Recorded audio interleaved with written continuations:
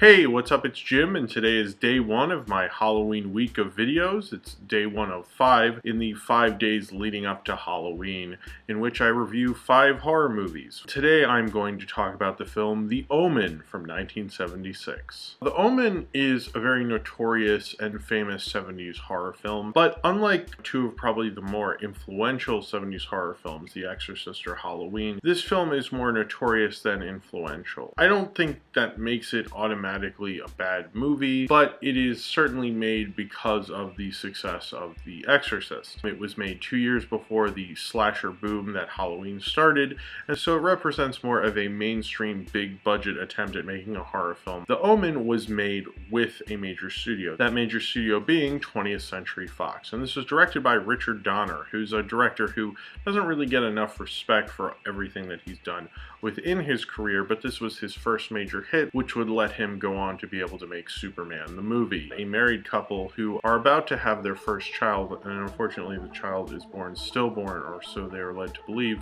and then a priest convinces Gregory Peck's character Robert Thorne to take a child who was just born and has no living relatives, and the mother is dead, and so the kid would just be up for adoption. They can just say it's his, and that son turns out to be the son of the devil, and they name him Damien, which I don't think they knew when they named him. It was an appropriate name. Weird coincidences start happening. A nanny hangs herself at Damien's birthday party, and various evil things are afoot, but nothing too extreme. Richard Donner wanted this to look like, if you're not sure if Robert Thorne is going insane, or if all of these things are actually works of the devil. And it takes Robert Thorne a while to figure out that his son is Damien after his wife, played by Lee Remick, is injured very severely after tumbling in her house off of a railing, pushed by Damien or knocked into by Damien. Then he decides he needs to go after Damien, and he needs to find out who this kid really is and figure out if he really is the son of the devil, as this priest who's trailing around has told him, or if it's all just coincidence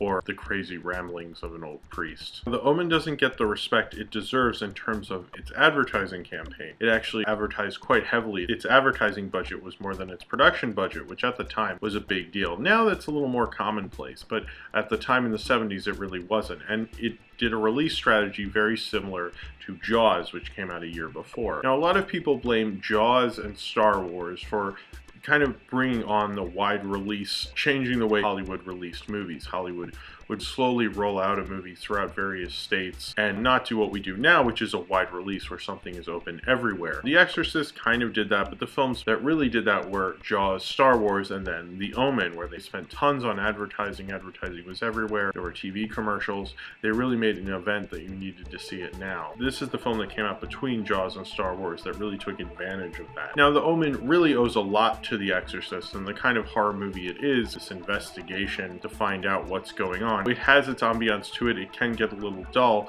but it was also a lot gorier than people would expect from a mainstream Hollywood film at the time. There's a particular scene that I'm not sure how much I want to give away, but I guess I'll just go full tilt into it because it'll probably make you want to see the movie a little bit more. I think the hanging of the babysitter is pretty notorious and everybody knows about that one, but the beheading I did not know about, and that was pretty amazing actually. I thought it was actually technically very well done. Apparently the actor who played the man who was beheaded in this film, David Warner, actually kept the beheaded head for a long time until his ex-wife won it in a divorce, unfortunately. It was kind of surprising how detailed the beheading scene, which was a big deal at the time, especially in the time in the 70s when violence film wasn't very well regarded. It's surprising that someone would want to do that, especially with a major studio like 20th Century Fox, but Richard Donner got away with it. The Omen kind of combines sensationalism with the other two films that this film gets lumped in with, which is Rosemary's Baby and The Exorcist, where those are trying to be at least a little more realistic and using ambiance and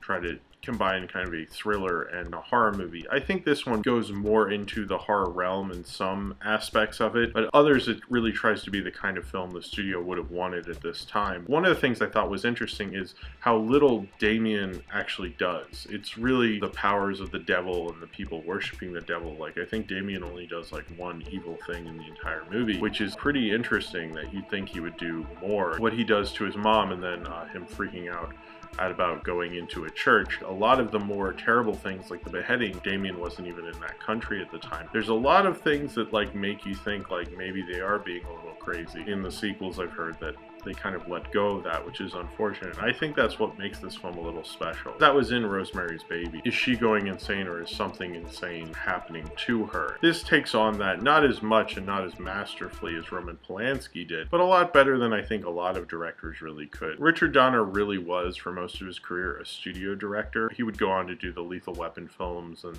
Superman the movie and various other things, and I still think he's a very good studio director and one of the best studio directors of his era, but this film shows his limitations as a studio director because Richard Donner, other than the Lethal Weapon films and Superman the movie, this is really before he was doing something that no one had done before. He's really following in the footsteps of these other films, but he follows in the footsteps of these other films so well that you kind of go along with it anyway. It doesn't bother you as much. It's kind of stupid to say I don't like a film because it wasn't influential, because that is a little silly. When you see a film that's going in the vein of other better films, you can't not compare it to them. So I think The Omen, in that respect, it hurts it, but when I look at The Omen by itself, I still think it's a pretty good big studio horror film of its era, and actually a little more savage than you really expect from a big studio. I can hear the critics of the 70s having problems with the violence and having problems with that this is a big studio film. I kind of accept it as the same way you might accept a YA adaptation nowadays, and I think it has some good performances. It actually brought back Gregory Peck, who hadn't been working in about 7 years, and no one else would really do the film. They asked Gregory Peck, and he hadn't worked in a while, and he accepted, and he didn't get paid that much, well, more than I get paid in a year, but he didn't get paid that much up front, but he got 10% of the gross, and this was the 5th highest grossing film in America in 1976, so I think that really worked out for Gregory Peck, and apparently it was actually the most he got paid for any of his acting roles ever, which is only slightly depressing, but I think it's good that he got a big payday because he's Gregory Peck, and he was a really great actor, and he's really the glue that holds this film together. If you look at those other two films, Rosemary's Baby, you have Mia Farrow giving a great performance. You look at The Exorcist, you have Ellen Burstyn giving a great performance. And then you look at The Omen, and you have Gregory Peck. They're all actors who know how to get their way through a studio vehicle and still maintain doing a good performance no matter what it is. And I think Gregory Peck does that actually a lot better than the other actors in the film. Lee Remick is alright, but I think Gregory Peck, and David Warner as well, who you probably recognize from stuff like Titanic, and he's been in a lot of films, but I think Gregory Peck is really the glue that keeps this film together. If they didn't have that and the amazing score, this film wouldn't be as special. Gregory Peck makes this film a lot more